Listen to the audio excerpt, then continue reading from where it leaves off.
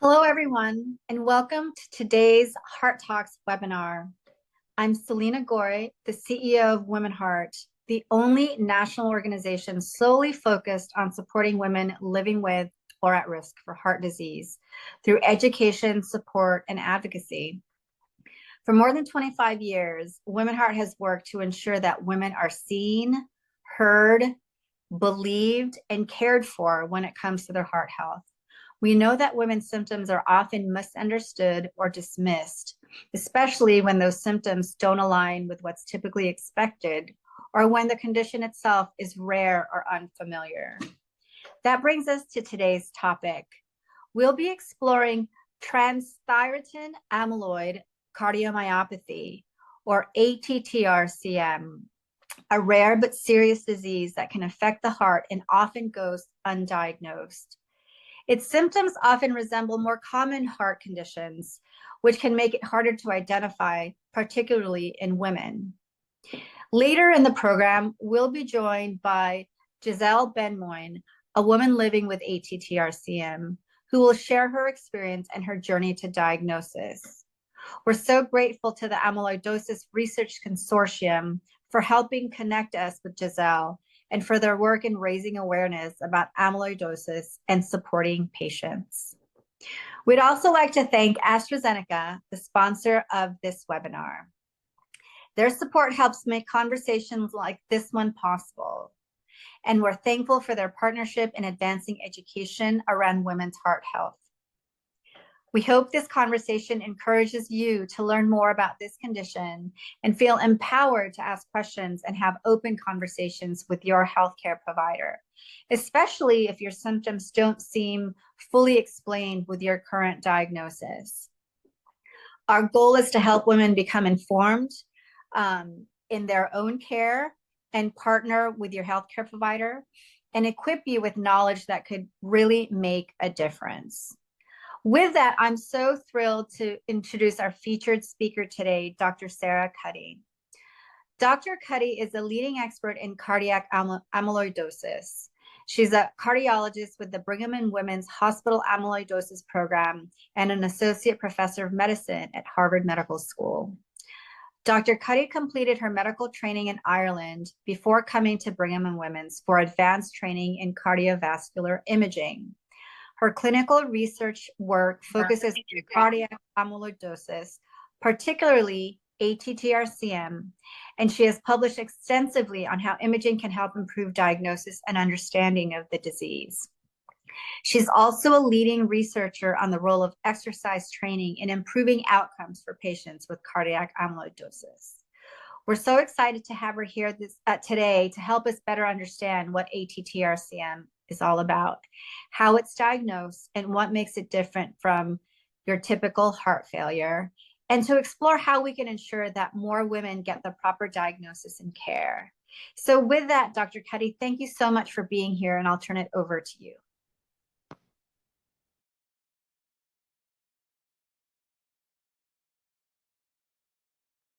My pleasure to be here today. Thank you for that introduction.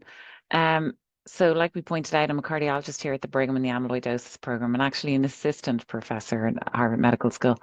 So we'll get onto my slides and I'll use my slides to kind of talk through the process if they can be moved on. I'm involved in a lot of clinical trials and research, as you can see here from my disclosures, as well as NIH grants and grants from the American Heart Association. So amyloidosis really refers to like a group of complex diseases caused by protein misfolding. And when the proteins misfold, they aggregate into these highly ordered amyloid fibrils. When we look at them under a really high-powered microscope, I think they look like little bits of fiberglass in amongst the cells. So you can imagine if you get these little fibrils or shards of protein in amongst your cells, they can cause that tissue or organ to dysfunction. So, and as this builds up, we get progressive organ damage and dysfunction. Some cases can just be localized and only affect one part of the body. Others can affect major organ systems and even multiple organ systems in the body. And that's what we're really focused on, is the forms of systemic amyloidosis. Our body makes thousands of proteins, and there's only about 17 that we've identified that can make amyloid and cause amyloidosis. And one of the most common is transthyretin or TTR. Also, there's light chain amyloidosis and then other ones, which I'll get into on my next slide. So really what we're focused on is when it involves the heart, mainly because I'm a cardiologist, but also that's often what causes the most kind of disease symptoms and unfortunately can be fatal if it goes undiagnosed and untreated. So as I said, transthyretin amyloidosis is probably the commonest, and this is an echo of a patient who has TTR amyloidosis. And really the hallmark is that the walls of the heart are increased in thickness because those amyloid fibers or fibrils get into the heart muscle and cause it to thicken. So we see a much thicker heart muscle than normal. And this can be actually one of the big challenges in women in general because their heart muscle isn't as thick as men. And we use the same cutoffs for men and women. Hence, often we think we may be undercalling it for women, where maybe something abnormal in a woman is 11 millimeters, where we would only say it's abnormal if it becomes 12 millimeters, 13, 14, 15. So that's where our biggest challenge often comes from, is just simple measurements that aren't adjusted for differences between men and women. So back to the types, we've got transthyretin amyloidosis, which is our focus today. And that can either be wild type, and that means happen in the wild spontaneously. We don't know why it's occurred. We know that this is predominantly related to aging. I'll get into it a bit more. And then there's also what we call mutant or hereditary or familial or genetic form. And why we call it mutant form or variant form is because there's a mutation in the TTR gene that predisposes people to getting TTR amyloidosis. Then there are other forms, light chain amyloidosis, and then some really rare forms of amyloid that we see affect the heart as well in our center. And why I mention these other forms, it's always kind of part of the diagnostic workup to kind of look into these other forms as well. So we'll go on to the next slide. This gives us a little overview of these two common types that we see in the heart. So TTR is a protein made by the liver. We all have it in our circulation. It helps transport thyroid, T4, and vitamin A, retinol. So that's why it's called transthyretin. Um, so the problem occurs when it breaks up into individual parts. So we say it breaks into monomers, individual parts of the protein, which then misfold and aggregate and make the amyloids that can get into the heart and thicken it. The other form that we see in our clinic is called light chain amyloidosis. And this is a very different process where actually cells in the bone marrow overproduce light chains. And they can also get into the heart, causing a very similar appearance on the echocardiogram. Hence, we kind of have to do lab testing to make sure that people don't have an abnormality in these light chains in their blood to help differentiate the diagnosis. So we'll go on to the next slide. As I mentioned, this can be wild type, just happens spontaneously to people associated with aging. So usually we'll see it in men in their 60s, 70s, or 80s, and women tend to get it a bit later in life, in their 80s or 90s. But however, the hereditary form or the mutant form of ATTR behaves a little bit differently. So this is due to a single mutation in the gene that is inherited in an autosomal dominant pattern, which means that you just need one abnormality and that puts you at risk of the disease. It's not like you need to inherit it from both parents. You just need to inherit it from one parent to be at risk. Then we say it's got incomplete penetrance.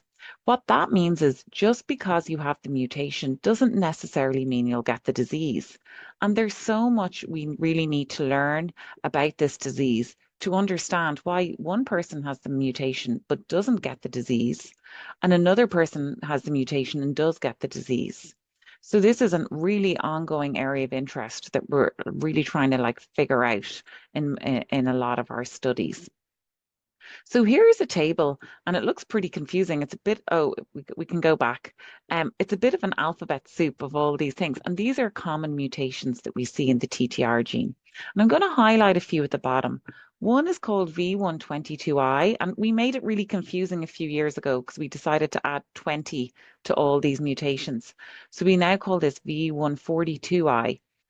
This is pretty common in Black patients in America or Hispanic patients, anyone really with Afro-Caribbean ancestry, because unfortunately we can track this mutation all the way back to West Africa and historical slavery routes. And this predisposes people to developing ATTR cardiac amyloidosis. So we know that up to 3-4% of Black Americans can have this mutation. Somewhat luckily, as I mentioned, the penetrance is not that high. So when we looked at people at the age of 65, we only found that 10% of those with the mutation had clear-cut disease on their echo. But with age, it definitely increases. So as people age with this mutation, go into their 70s and 80s, they're more likely to develop the disease. So this is really something physicians have to be aware about, especially in our patients who've any kind of Afro-Caribbean ancestry. We also see this mutation in white patients all over the world, but that's the most kind of common patient that we'll see it in. Then there's another mutation that's very common in Portugal. We also see it in Brazil, again, because of traditional roots of like people moving between Brazil and Portugal, Japan and Sweden. And then there's also a mutation that we call an Irish mutation, T80A. So these are common ones that, it'd be great if physicians could think, oh, your family is from Barbados, you have a thick heart, we should really think about amyloid. Okay, so we'll move on to the next slide. So it used to be traditionally that we needed a biopsy to make this diagnosis and to see the amyloid under the microscope. Luckily, we've made huge advances and we can now diagnose it non-invasively if we don't see any light chain abnormality on the blood testing. And we use this scan that I've shown over here called a PYP scan, or sometimes a DPD or HMDP, depending on what the radio tracer we use, and that's kind of per hospital, per country, that can vary. And this can make the diagnosis of TTR amyloidosis. So this has allowed us to look at patients that we think are at risk. So we've been able to identify this a lot more in recent years because we haven't needed to do a heart biopsy. We've been able to use scanning. So we'll just click on to the next graph. And this is from one of the centres in the UK. And this just shows how much the increase in the number of patients they're seeing with ATTR amyloidosis. And this actually dates a while back to 2016. And I think their patient numbers have increased on the same trajectory. So really huge increases in awareness of this disease and diagnosis of the disease with all the advances we've made. So we can go on to the next slide. This is a little bit busy, but basically, the table goes through a few recent trials we had, and we see the percentage of women in the 1, 2, 3, fourth column. And it's pretty small. So in some of the trials, there was only 10% of women in ATTR cardiomyopathy. It was made up of 90% men, because we see this a lot more in men than women, especially when it's wild type. It seems that in the hereditary form, depending on the mutation, that's why I mentioned several different mutations. Depending on the mutation, it can affect men and women equally. And we see that in the other two trials of patisiran and inotersen, because they looked at the hereditary form of amyloidosis, and we see more women in those trials. Up to 25 to 30% of the people in those trials were women. But unfortunately, this really seems to be picked up pretty well in men, but we really think we might be underdiagnosing it in women for the reasons that I mentioned before, that we use different thresholds when we look at the echo in women. And again, this is also a disease in aging. So when we look at patients who are over 80, we find a lot more women are affected. Okay, and we'll go on to the next slide.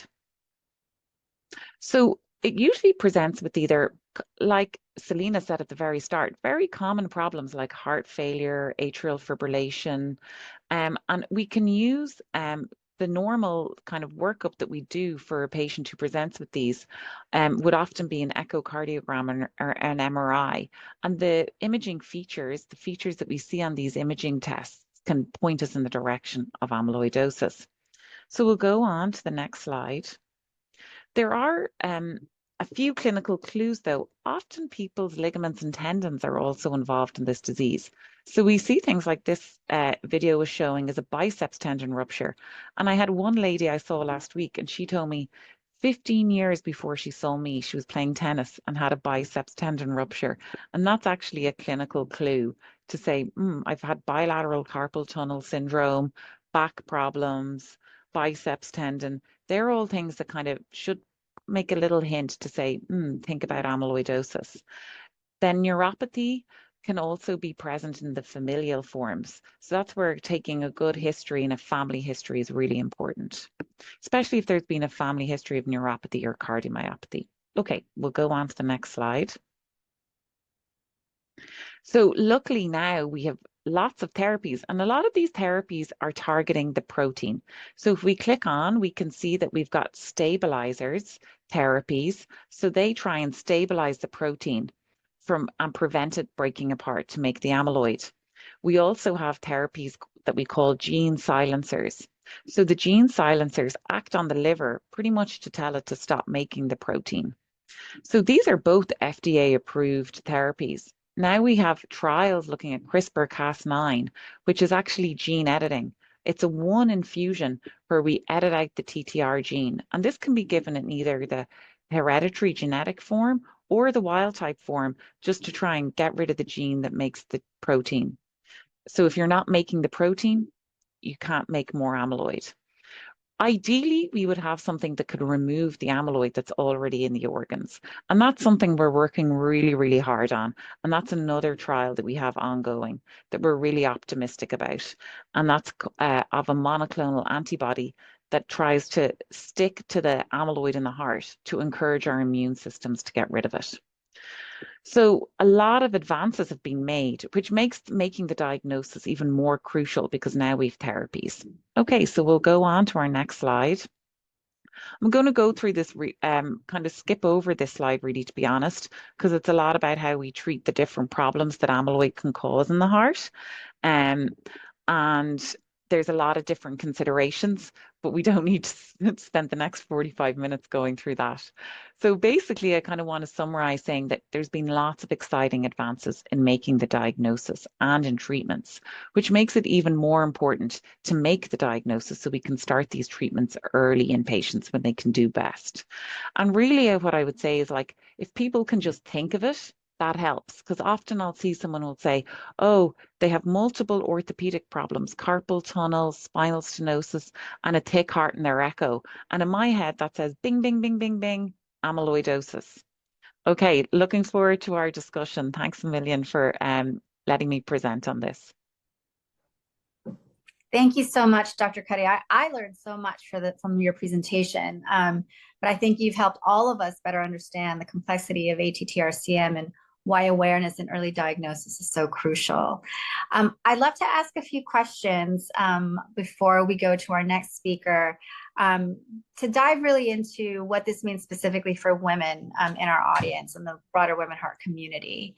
So we know that heart disease in women is already under-recognized. What do we know about how ATTR-CM presents in women compared to men? And are there differences in symptoms or diagnosis patterns that we should be aware of? Yeah, so like I said, it really depends if we're thinking wild type versus genetic. So often women with genetic can present like still kind of maybe depending on the mutation, it's different ages of presentation. So they can present in their 30s if it's the Portuguese mutation, or if it's the one that we see from Ireland, it can be in their 50s or 60s. And if it's the one that we see in our patients with Afro-Caribbean ancestry, it can be maybe more in their 60s and 70s. And then in the wild type, we often see people present in their 80s or 90s. But as one of my slides showed, atrial fibrillation, heart failure, these are all quite common things that we see people have. And often what I see, the big problem is someone will say, oh, your atrial fibrillation, yeah, you just have AFib. You're getting old, you just have AFib. Or they'll say, oh, you probably had a little bit of high blood pressure in the past. That's why your echo shows an increased wall. But you kind of have to think, was their blood pressure really, really high that it caused the walls to get thick? So you don't want, like, I feel people say, oh, you have a diagnosis. We don't need to think about something else. Like what we call anchoring, I think happens a little too commonly.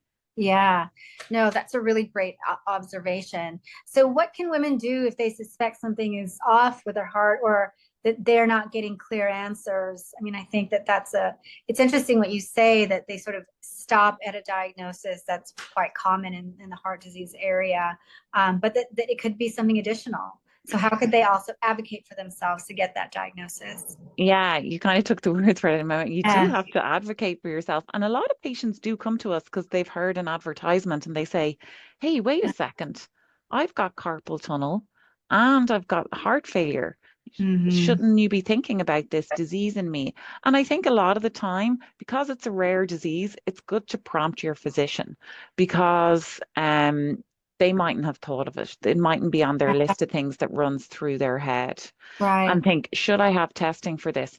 And what I would say is some of these tests are pretty widely available, like an echocardiogram. MRI, thankfully, is getting more available. And actually, the diagnostic scan, that PYP scan that I showed, is Mm-hmm. also now becoming more widely available. Great.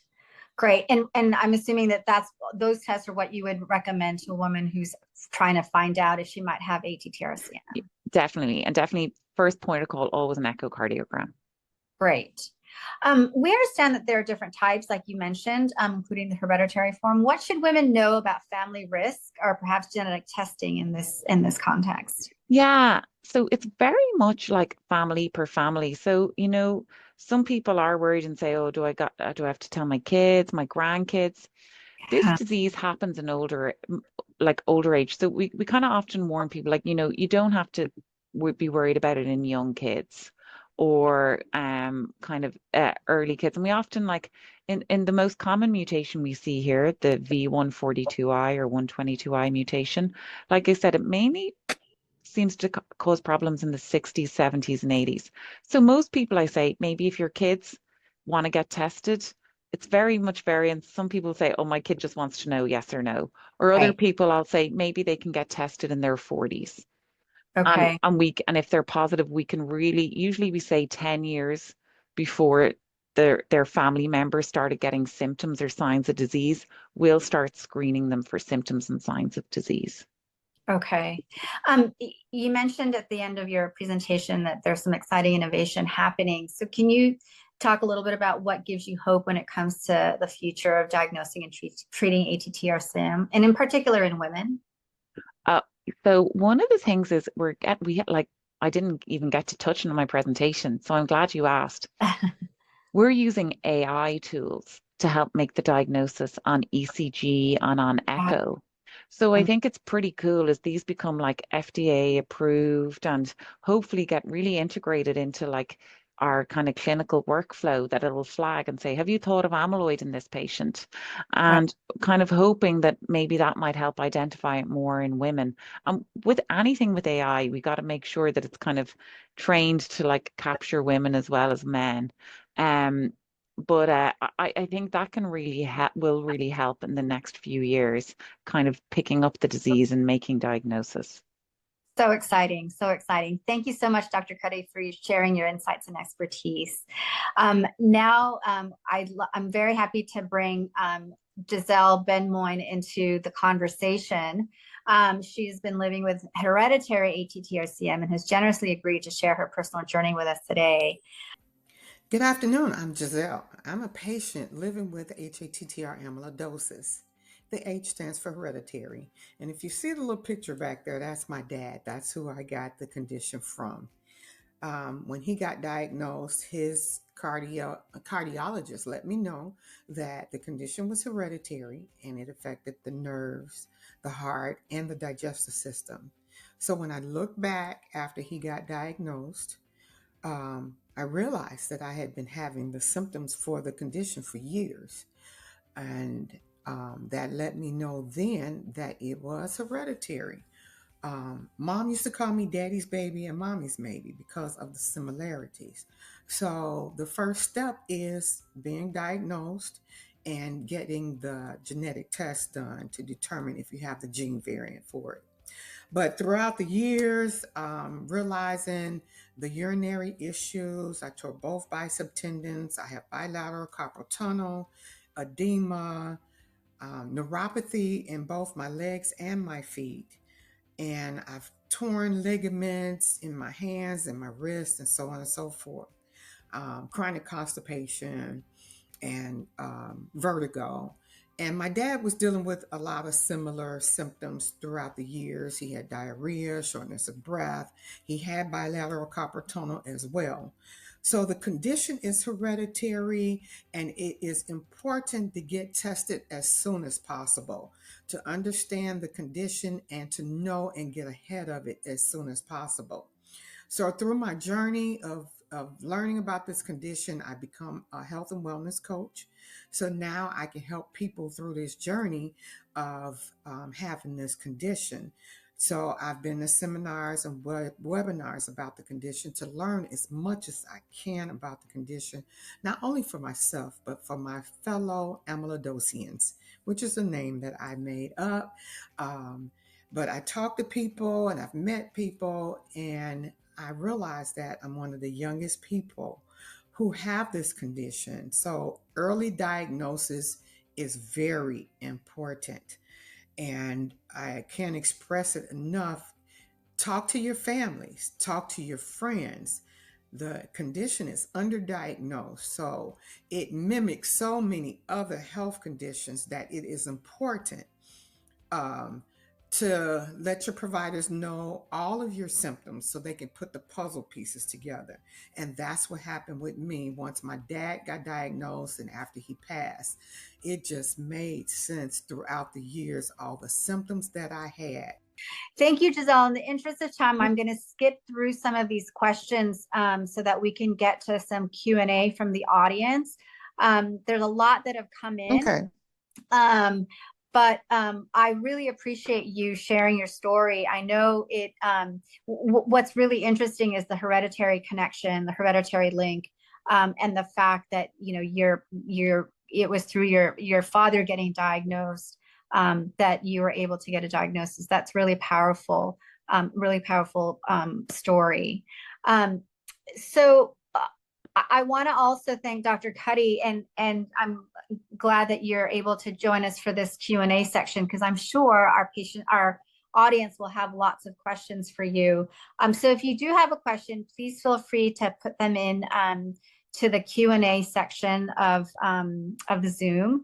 But I'm going to start with some of the questions that have been submitted from the audience. But I would also encourage you to go, and if you have any other additional questions after this, to go to our website, because we're going to have lots of materials on ATTR-CM there. The first question is, what is the prevalence of ATTR-CM in women, and is it more often hereditary or wild type for women? Okay, yeah. So I think really probably women will see more hereditary type in women. And again, it's all age related, but definitely probably more hereditary. I look after probably women more so who have hereditary ATTR cardiomyopathy than wild type ATTR cardiomyopathy. Is the treatment different, Dr. Cuddy, between wild type and hereditary? It used to be a little bit different because if you remember that slide I showed of either the stabilizer or the silencer. Yeah. So there was a time when only silencers were approved if you had neuropathy, which can be associated with the hereditary type, and the stabilizers for cardiomyopathy. But actually now we have silencers and stabilizers approved for cardiomyopathy. So we can treat it with silencers or stabilizers. And there really isn't a difference on how we treat it, because basically what we're trying to do is just stop the body making amyloid. Got it. Next question is, can patients with wild type ATTR-CM take both stabilizers and a stabilizer and a silencer drug in combination? Safety wise, yes. We've lots of patients who've taken part in clinical trials who have been on both. We don't have any clear evidence that decisively says being on both is better than being on one. There's a little kind of hint towards it, but nothing that I would say, oh, we have to treat you on both versus one. And it's very hard to tell from the kind of what we know, which is the best, which we should start with, which we should change. That's all stuff we're trying to figure out, but we're just kind of very excited that we have therapies that work. At all, yeah, exactly. This attendee says, if I'm taking Vindamax, Yes. should I continue with my current heart and blood pressure medications? Yeah. So that was my last slide that I skipped through, Uh, because the Vindamax is trying to like slow the amyloid buildup down, but we still have to help the heart kind of deal with the damage that's in there from the amyloid. right, Whether right. it's so like that's often we use diuretics to prevent fluid buildup, fluid retention. Sometimes we have to use other types of kind of heart failure medications, or if you've high blood pressure, you still will need your high blood pressure medication. So definitely what we call supportive management. So supporting all the kind of difficulties that you can encounter with the disease, all those therapies are still really important. Great. And then one more question from the registered attendees. My systolic blood pressure tends to be low, 60 to 70, and my pulse often in the 50s, even though my diastolic can be fairly high, around 140 on losartan. Is this something to be concerned about with ATTR-CM? I wonder, do they have diastolic and systolic switched? Because Yes. systolic is probably the one that's 140 and diastolic might be the 50, 60. Yeah.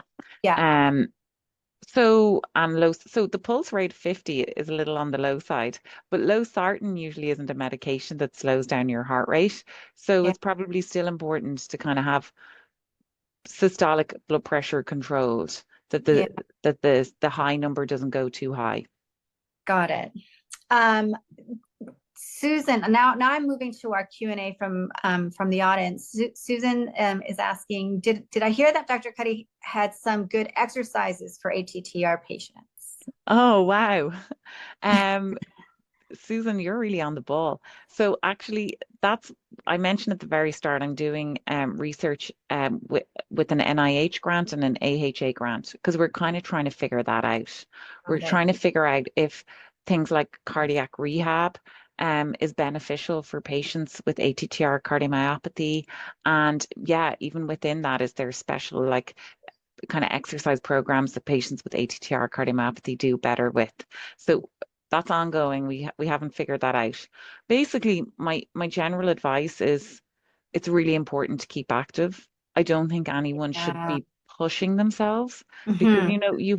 if you have cardiac amyloid, there's a restriction there. Your heart can only work as hard as it can work. So I always tell people, don't try and like push through.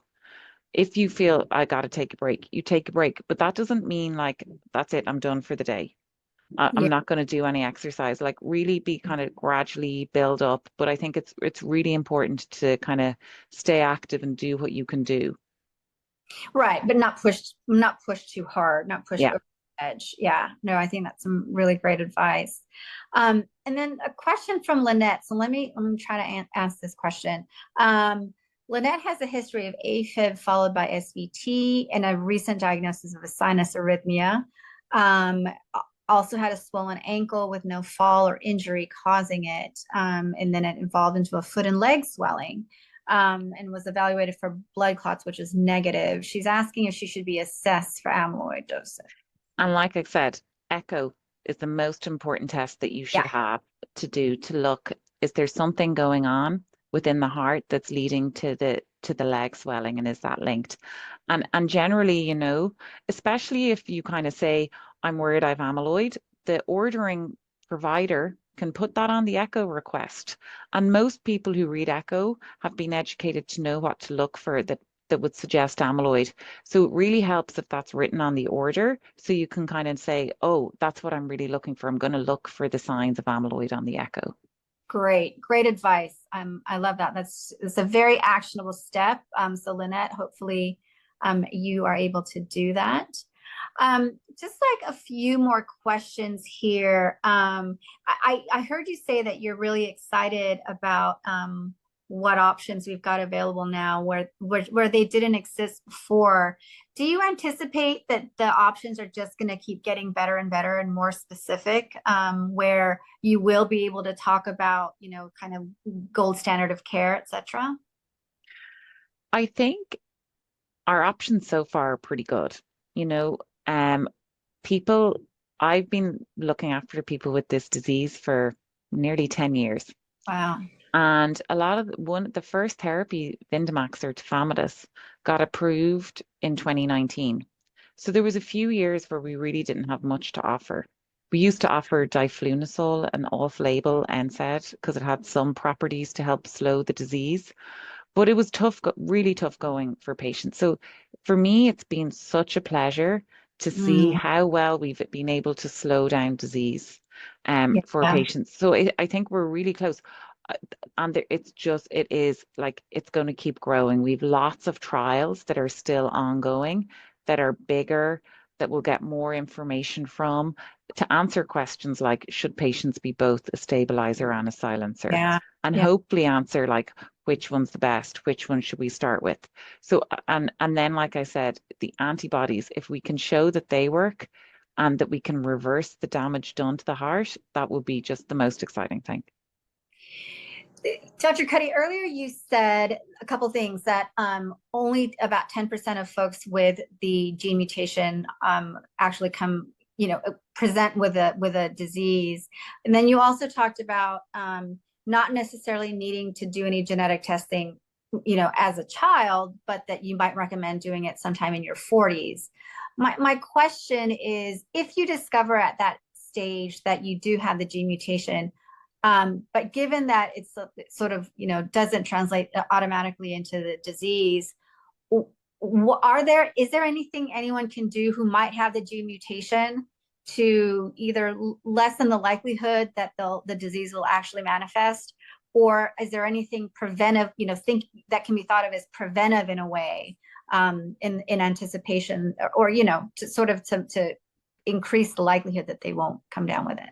Yeah, super question, Selena. So, like you said, that kind of 10%, it increases with age. So then it's in the 60s, 10%, but 70s, maybe 30 or 40%.